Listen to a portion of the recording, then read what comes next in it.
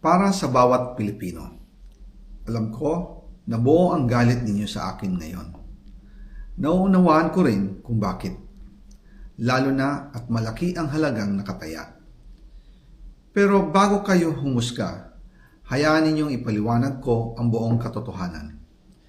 Matagal akong hindi nagsalita dahil may direktang utos sa akin. Huwag nang bumalik ng Pilipinas at manahimik na lamang. Umalis ako noong July 19, 2025 para sa aking medical check-up. Nakaplanong bumalik pagkatapos ng SONA ni Pangulo. Pero habang papauwi na ako, tinawagan ako ni dating Speaker Martin Romualdez at sinabihan, "Stay out of the country. You will be well taken care of as instructed by the President." Noon naniniwala pa ako sa kanila, kaya't hindi ako bumalik.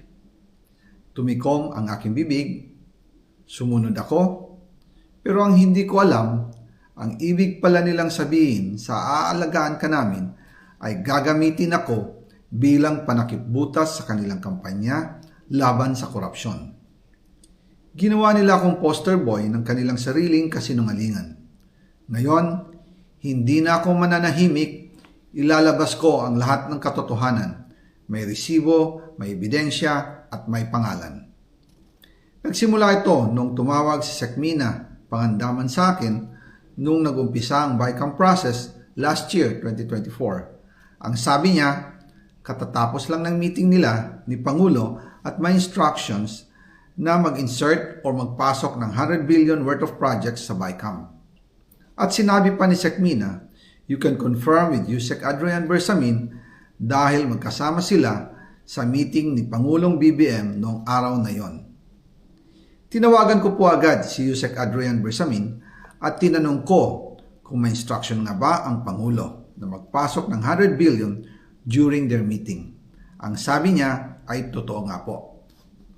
Right after our conversation, tinawagan ko po si dating Speaker Martin Romualdez at nireport ko ang instructions ng Presidente to insert the 100 billion projects. At sinabi niya sa akin, what the President wants, he gets. After ng ilang araw, nag-set po ng meeting si Sekmina Pangandaman at Yusek Adrian Bersamin sa amin ni dating Speaker Martin Romualdez sa Aguado Building in front of Gate 4 ng Malacanang at nandun din po si Yusek Jojo Cadiz. During the meeting, binigay po ni Yusek Adrian Bersamin ang listahan na worth 100 billion. Tinanong ko po si Yusek Adrian kung saan galing ang listahan. Ang sagot niya, galing kay PBBM mismo at binigay niya ito mula sa brown leather bag.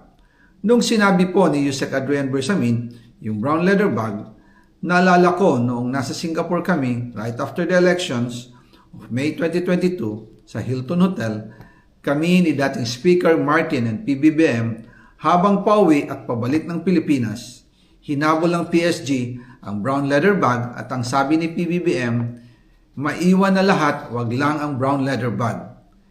Kaya naniwala ako na utos talaga ito ng Pangulo. Pagkatapos ng ilang araw, I informed sina dating Speaker Martin Romualdez, Sekmina Pangandaman, Yusek Adrian Bersamin, and Yusek Jojo Cadiz na kung pwede 50 billion lang ang ipasok sa program funds dahil so sobra ang DPWH funds versus sa DepEd. In practice, hindi pwede na mas malaki ang budget ng DPWH kaysa edukasyon. And yung balance na 50 billion, ilagay na lang sa unprogrammed funds for the 2025 budget. Dahil Office of the President din ang nagre-release ng lahat ng unprogrammed funds. Pagkatapos ng isang araw, tinawagan ako ni Sekmina at sinabi ang mensahe ng Pangulo. Ipasok ninyo yan dahil pinangako na sa akin ni Speaker Martin yan at hindi na pwedeng baguhin. Kumbaga, ang utos ng hari hindi pwedeng mabali. Again, I informed the Speaker and asked clearance about the instructions ng Pangulo. At ang sabi niya, wala tayong magagawa. Kaya po nagtataka ako kung bakit sinasabi ni Pangulo na hindi niya makilala ang budget. Samantalang lahat na binawas at dinagdag sa mga ahensya ng gobyerno ay humihingi ng approval sa kanya si Sekmina Pangandaman.